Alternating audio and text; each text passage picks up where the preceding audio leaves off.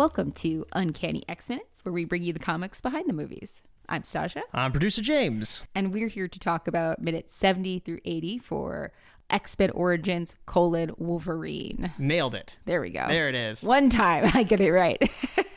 James, what actually happened in these 10 minutes? Well, Sabretooth and Wolverine fight in an alleyway until Gambit interrupts so he can fight with Wolverine. Mm-hmm. They then fly to 3 Mile Island, where Wolverine confronts Stryker and learns Silver Fox is alive. Great. Yeah. So a lot of Gambit. Look what they did to my boy. What did they do to your boy? They massacred my boy. They did. When I was doing my research, I sent you one text that said, how do you have Gambit in 2 different movies live action and have him do no thieving? Impossible. And then I had to autocorrect it to Teven. Correct. Which is the correct pronunciation of what Gambit does. Yes. Claremont likes to do that. He likes to do a lot of slang writing. He takes liberties with spelling. Let's put it that way. He likes to phonetically write out people's accents. Which, I know a lot of people do not like. I think it works, but only in Claremont. I don't like it anywhere else. No, it doesn't work anywhere else. But the nice thing is, at least with Gambit, he has certain phrases he uses to tell you that he has that Cajun accent. Right. And then without it being so dripping in Cajun accent. Yeah, they do similar with Rogue. Yes. Yeah. So they use her catchphrases now instead.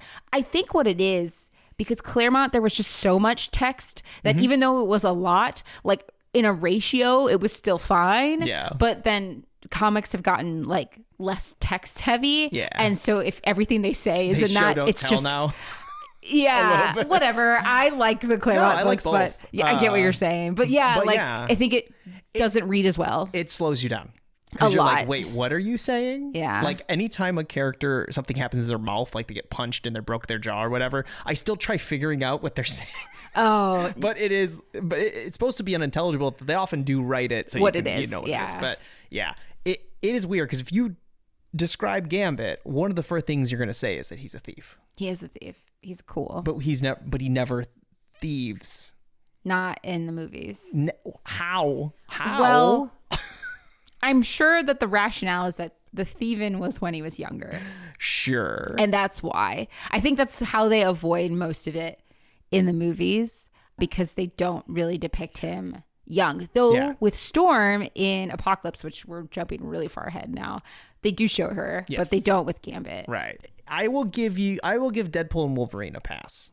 We're in a weird situation. Nobody, even Blade's not fighting vampires. Right. So we're okay. I'm okay distancing from there. But here, I feel like you could have written in Gambit as some sort of thief. Oh, absolutely. And they because this is his introduction, and they make him this weird fedora, trilby, whatever it is, wearing loser, and I don't understand it. It's actually with offensive. His pimp cane. I hate this so much. He's got a pole, Kingpin's cane. But why does he have a cane? Okay. I have a confession.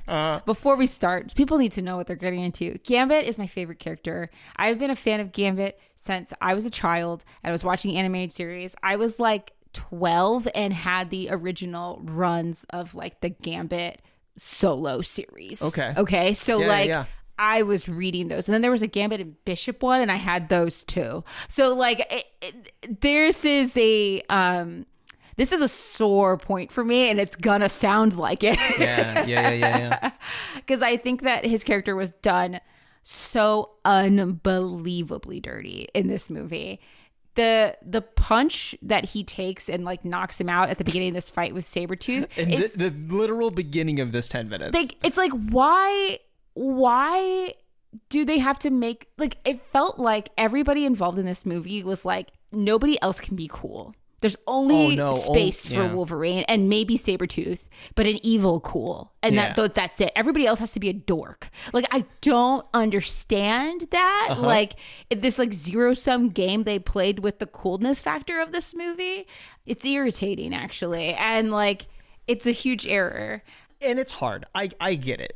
I think there are certain characters you have to get the right actor, and it has to be written very carefully. Yeah.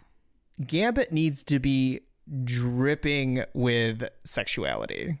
He's got to be the most charming man you've ever met. He needs to outshine your lead. And what you do with that is you already made the choice to not have him in a big section of this movie. Yeah. So it was fine. He can outshine Wolverine for a scene. And they just refused to do it. The best example I can come up with was like what we really needed. The new Wicked movie. Yes. When Fiero's got his big musical number. Yes. He is just oozing charm and oozing sexuality, and everybody is under his thrall. Yes. Because it's not only him, everyone around him is playing into him. That's the vibe I needed. And here's the thing. We're not just saying this because I'm a fan of Gambit and I love the character and like that's it. Literally one of his superpowers is charm. That's a thing. I have it up right now. It is, technically, they write it down as hypnotic charm. Whatever. He's charming. He He's so charming. It is part of his. They decided that was just gonna be the superpower, and it's great. And so, like, if there's a character in your movie or in your book, and their power is charm, you gotta do it. Right. And it's funny because you could even say Cyclops has to have some sort of charm. How does he pull all these ladies? Right. He always has one of the most powerful ladies at his side. Yeah. But his power is not charm. Right. This man's power is charm. Yes. That is, oh boy, that should be there. Yeah. And then changing potential energy into kinetic energy through material matter. But that's the other thing. But the number one is charm. If you ask me, legitimately, I think it's actually, I would rather you not have him throw a single card and make sure that his power of charm is there. I would rather you do that. That is actually more core to this character, in my opinion, than like making sure he's throwing cards that blow up. Yeah. Sorry. Like I just think that's like part of it. And I would argue that the comics agree with me. No, they do. Yes. There is no argument. They do agree with you. I could even give a pass to, once again, Deadpool and Wolverine for a different reason. Yes, but but that's for meta reasons, meta joke reasons, and not actual like. But I would argue that Deadpool and Wolverine did the correct thing, or they just were like, who is the hunkiest man that we can get? Channing Tatum, great, put him in the outfit, and it works. Yeah. It works. I don't even care about the cards in that movie. Like the scenes before that were cool. Like he's funny, he's goofy. Well, he's playing with cards. Like he's throwing a card and he catches it. Yes. That's enough. That's all I needed. That's all you wanted. Anyway, I'm so mad about that in this movie. We are at a weird time because we're post Deadpool and Wolverine where you're like, wow, look at what we could have had this entire time. It real made costumes, it worse. Yeah. Real characters with the personalities they should have. Like it's fine. It's fine. That just means we have a bright future because that did so well and we all loved it. And maybe we can go in that direction when the X-Men enter the MCU. We'll see. We're going to be here to tell you how it happened. Well, when we get there, I'm going to have a confession to make about we all loved it. But that's beside the point. I meant like in a larger sense. Globally. It did well. Yes, it did great. That's what I'm saying. It did super well. No one, let's be honest, Marvel Studios does not care what I think. That's 100% true. But Marvel Studios cares how we all pay money. The money spoke on that movie. That's what I'm trying to say. For sure. I know how you feel about things. Don't worry. I'm not speaking for you. Anyway. I would never. So anyway, yes, Gambit, Remy LeBeau. Yes. His we'll say two major powers are charm and charging inorganic objects. Taking their potential energy and turning it into kinetic energy, which basically makes them explosive. Yeah, they're explosive, but like physical explosions, not like psychic explosions, which is why they spend so much time talking about kinetic energy, because basically they're trying to get across that this is not like supernatural magic. This is like physical energy that he's exploding. Somebody read a physics book once and was like, oh, that's really cool. It does it's interesting. It distinguishes him from a lot of other characters. He like can, Boom Boom. Yes, like Boom Boom. Yeah. He also can get trapped by magic. Like he's more susceptible to magic because of that. But also sometimes like magic barriers don't work on him. They gives you space to play. It kind of feels like an RPG sometimes with like X-Men powers, because it's like, okay, do you have a magic user, and do you have a physical user, and do you have just like a brawler, and like do you have a good team? That's basically how you build an X-Men team. Exactly. There is some stuff about how like he is like psychically resistant with his brain, but like I haven't really read a lot of that, and so like I'm acknowledging it, but it's not a major thing. It is listed as one of his powers is telepathic immunity via charged potential energy is how that's worded. I don't know what that means, and I don't think I've come across it. And honestly, there are issues in Krakoa, let's say, that would dispute that ability. Yeah. So like I'm not going to, it may have been a thing he could have done or under certain circumstances, but it's not always true. This could be another instance of Nightcrawler being invisible in the shadows, Yes, where it's 100%. like somebody said it once, somebody said it a second time, and then nobody talked about it ever again. When you see powers like that where you're like, huh, I've never seen that, that's almost 100% of the time what it is. Yeah. There are quite a few retcons with Gambit. We're going to talk about one of them that makes me very angry in the comics, not in the movies. But before that, let's do some establishing. Remy LeBeau from New Orleans. Birth Say is it kind right. of Nolans. And New Orleans. No. It's like he was kind of raised in the Thieves Guild. There are like different factions. Yeah. It's kind of fuzzy. There's if you want to get into what you were just discussing, it is the first Gambit miniseries in 1993, where New Orleans has two big guilds, the Thieves Guilds, or if you listen to any of them speak, the Thieves Guild, and the Assassins Guild. Yes. And they both are dressed hilariously, and I love it. They are not dressed like real people. It's 93. It is. I mean, even looking at Gambit, you're like, you're not dressed like a thief. No, he's like wearing literally hot pink magenta like body armor and the shiniest steel you've ever seen. I love it. I love it too. It's it's one of those things you excuse because it just looks so cool, and he's barely changed it over the years. It is one of the very few costumes that doesn't really get updated because they just nailed it, and everybody's like, no. Whenever they try to change it, it's like that's worse. The only one that's better is his Hellfire Gala outfit. Oh, which is, and you know which one I'm talking about.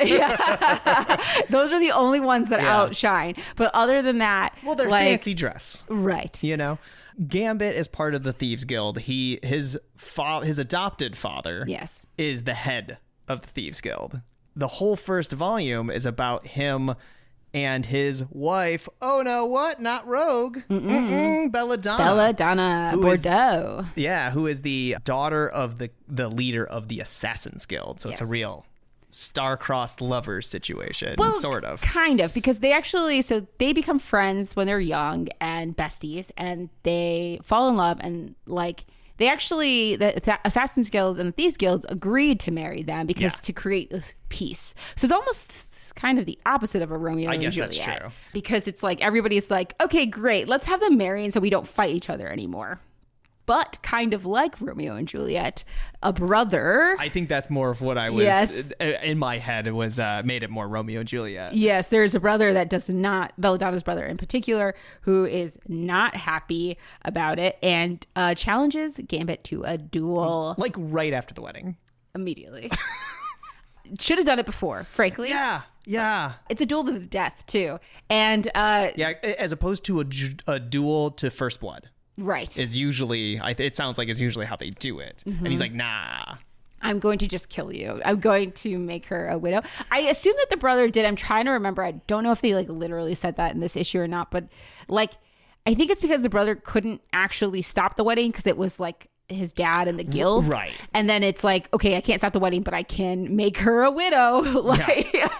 Which is insane. A really dumb rationale, but whatever. His name's Julian. Julian, that's right. Yeah. The problem is that he picks a fight with Gambit and he loses, and it's a fight to the death. In all fairness, the way that they talk about both guilds is that the assassins are deadly. Like that makes sense. Like if you're the assassin, you wouldn't want to pick a fight with an assassin. Probably being not. A thief. But Gambit is a normal thief. But and that's the problem. Yeah, that's the problem.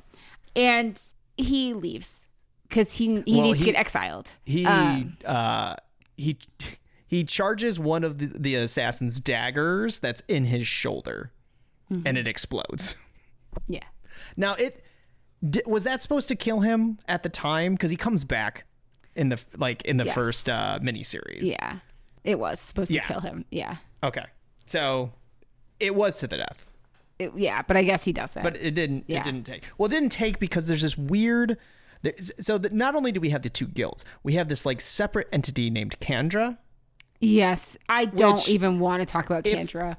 Well, I only want to bring it up because the whole first miniseries is about getting this elixir that the assassins always have that gives them it gives them power and the thieves' lives. Isn't that what it was? Or did I flip them? It gives them, I can't remember exactly. It gives them like power to overcome death, but I can't remember the details on it. Okay. Because they need it for later. Right.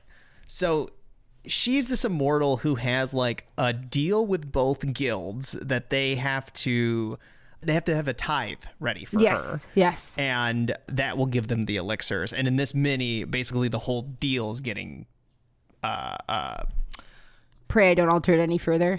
Well, no, Julian messes the whole thing up.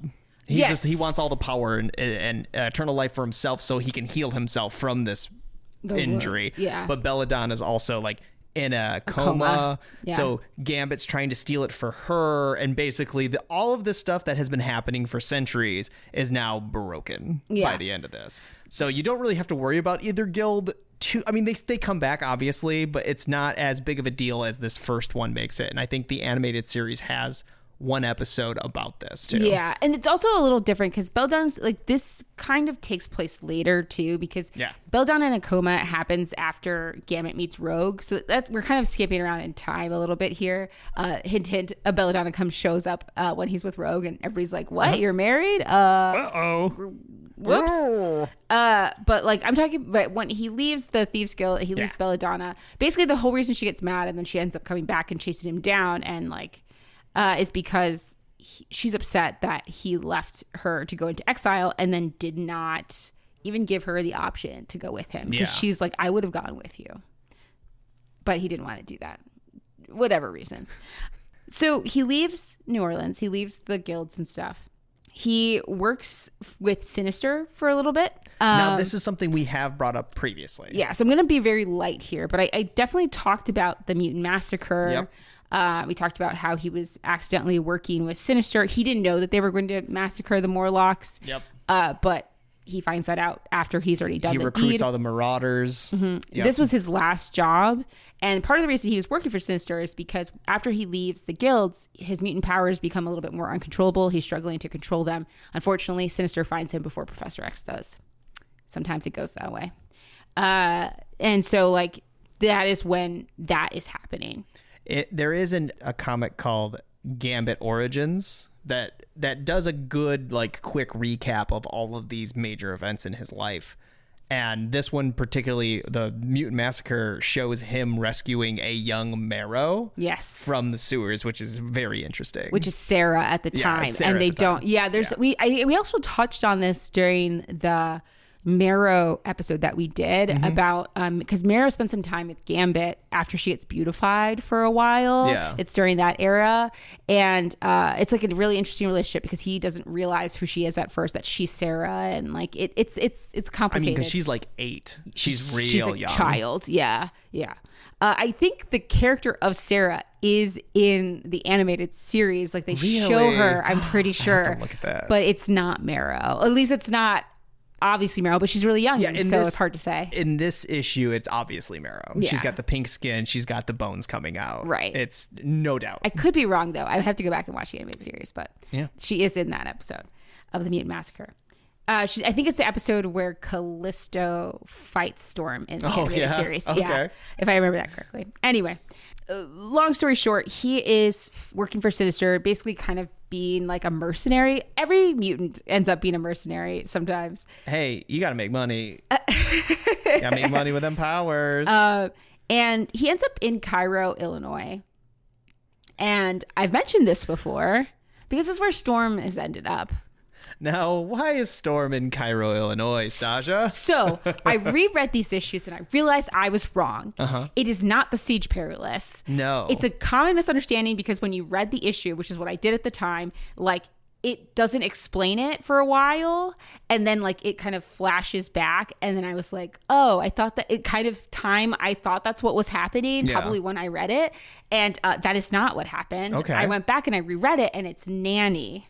So right, yes. I do remember that. Okay, yes, and so it's Nanny that transforms her. Just a quick elevator pitch of Nanny and the Orphan Maker. Yeah, I don't know, man. You do it. It's weird. They're in Krakoa for a fair amount, which is very interesting. But it seems that Nanny is obsessed with taking care of young mutants. Yeah, and Orphan Maker is it's like a young mind in a body that is explosive, so it has to stay in a suit of armor that Nanny has made. Yeah, and she DH Storm. She did, in order to try to control her right. As a child and to attach her to her. But Storm is too strong-willed and escapes. But she has lost her memories, which is what would happen if you went through the Siege Perilous. Right. So that is confusing. It was a bit confusing. I think they did a really bad job around that. But anyway, besides the point, that's on me. But like, I'm sure a lot of people probably made that same. It is a very common misconception I found out today, because I went like digging something like, I swear this was the Siege Perilous, and people are like, no, everybody thinks it is, but it was not actually. It was Nanny, and I'm like, well, we're here to set the record straight. Setting the record straight. So that is in Uncanny X-Men 266 to 267. If you want to go and check my work, and that is Gambit's first appearance. That is correct. No, not so. No, this is a weird thing. It's his first appearance in the stories, but it wasn't the first appearance on the shelf.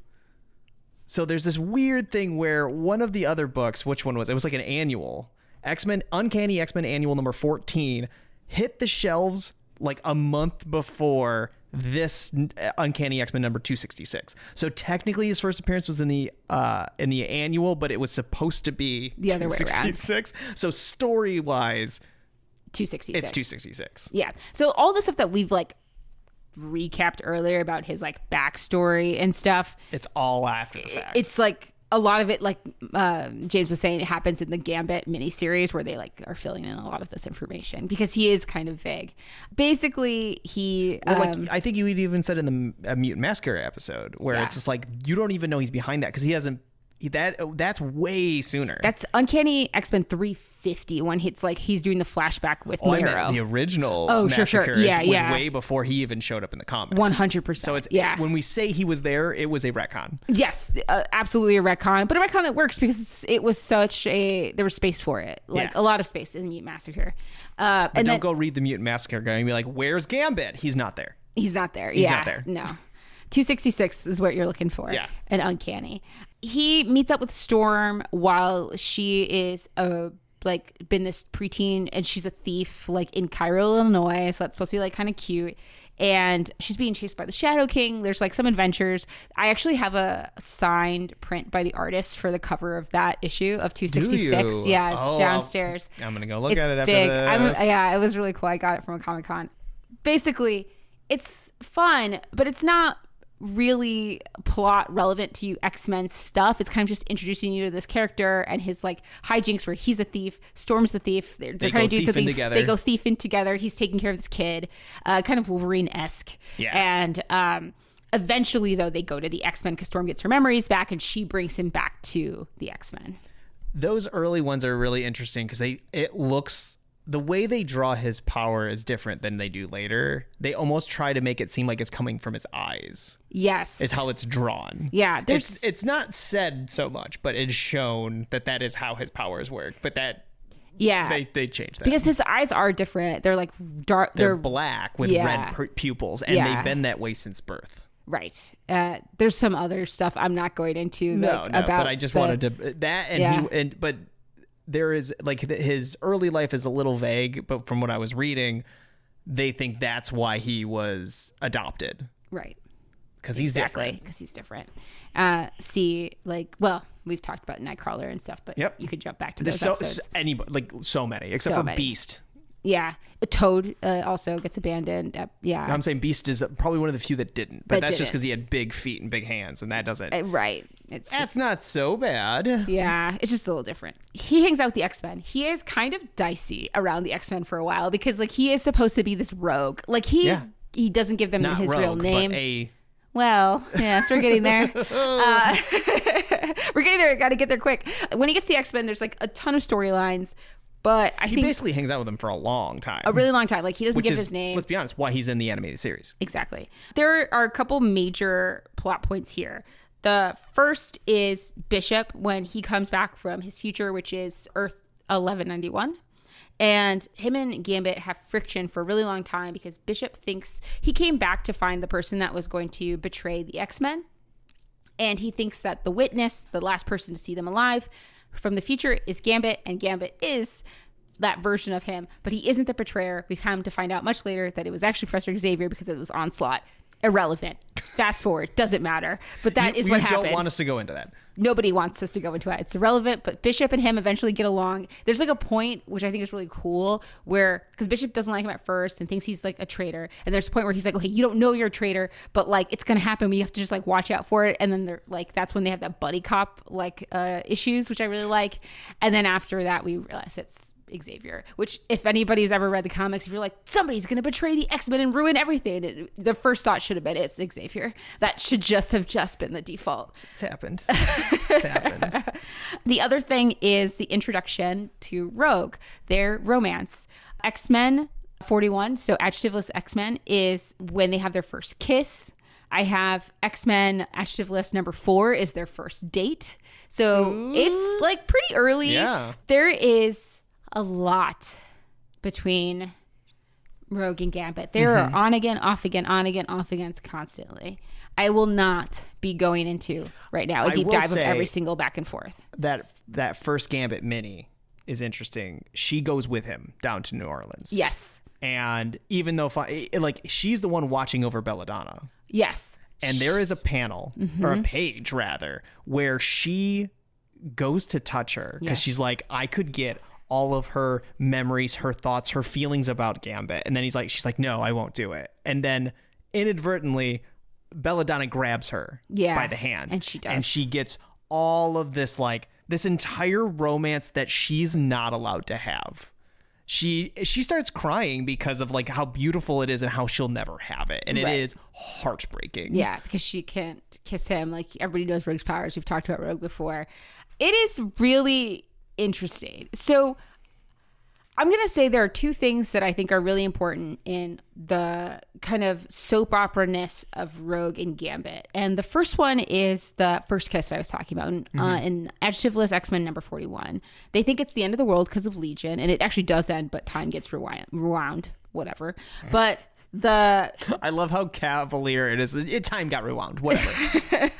But like they kiss, and it puts Gambit in a coma. They thought they were going to die, so that's why they did it. And then this is when she starts getting the hints of there's a dark memory that she doesn't like quite get 100% from Gambit, and it's about Sinister and Mutant Massacre. And that's like kind of the beginning of this like roller coaster with the two of them, because it's like he's keeping things from me. He doesn't want her to find out about it, blah, blah, blah. And this goes on for a while. That whole thing with the Mutant Massacre and revealing it eventually comes out, and because of Magneto dressed as Eric the Red, taking Gambit to his base in Antarctica, followed by the X-Men to put him on trial. I will not be elaborating further. We don't have time. There was like 7 things in that sentence that need to be discussed, and we don't have time for it. No, but this is my least favorite decision that has ever been done in the history of the relationship, which is why I'm bringing it up. And other people might have different feelings, but this is my podcast, so I'm going to talk about things I don't like. Our podcast, excuse me. No, you're good. This is your episode for sure. Rogue hears what happened because she touches him, and she has to she's the truth serum effectively for this trial. Though, by the way, I want to point out he had offered her to touch before this to get the full story, and she refused. So that was on the table. This is important information. It comes out what happened with Sinister and the Mutant Massacre. Everybody else leaves, and she abandons him at the Antarctic base, which is not functioning. It is run down, cold, no food, no water, nothing. And she leaves him there and basically dumps him. And he's like, he's like, but I love you. And she's like, people, like, if you love somebody, you tell them the truth, and everything else is a gamble if you lie. And he's like, can you at least take me somewhere where I can get home? And she's like, there isn't a home for you anymore. Not with me, not with the X-Men, not with anybody. She literally leaves him literally cold to die. Yikes. In the Antarctic in this thing. In order to escape, he ends up bonding with this like energy matter ghost thing called Mary that prevents him from dating Rogue later. It's irrelevant right now, but like it's some drama fuel. Gotcha. But like she literally leaves him to die there. Yikes. And they then later had to retcon this because I would argue this is a retcon. I think somebody wrote the first issue and they were just like, is Rogue a bad guy now? And everybody's again? like, no. And they're like, okay, well, we need to rewrite this because that doesn't work. Like, that is a really messed up. He is literally eating the plastic on wires trying to survive in this base. Okay. Like, for real. Rogue, later, this is explained that because Rogue had absorbed like I touched him during the trial, that she absorbed his feelings of self-disgust and self-hatred, and that was an expression of his own hatred of himself. But it didn't seem that way when you read, if you go back and read it again when after you that explanation. Read that end of that issue, I didn't put that. I wasn't thinking that. Maybe I just missed it, and I'm like, I don't know. Here's the thing. Bad. That is part of her power set. But everybody read it. Come to your own conclusions, I suppose. You don't have to take my word for it. Art. I suppose. But I think that was the toughest. Yeah. I'm not going to say any more than that. I'm going to say they get married. I was about to say, they do have a happy ending. They are married now. Yes, and it's very adorable. They're a very sweet couple. They have like a Mr. and Mrs. issue run, which is very good. I was about to say I heard it, but I think you were the one who told me that it was very good. I did. Yeah. So like, if you just want like a cute couple, interesting story thing, and like still in the soap opera, it's still X-Men.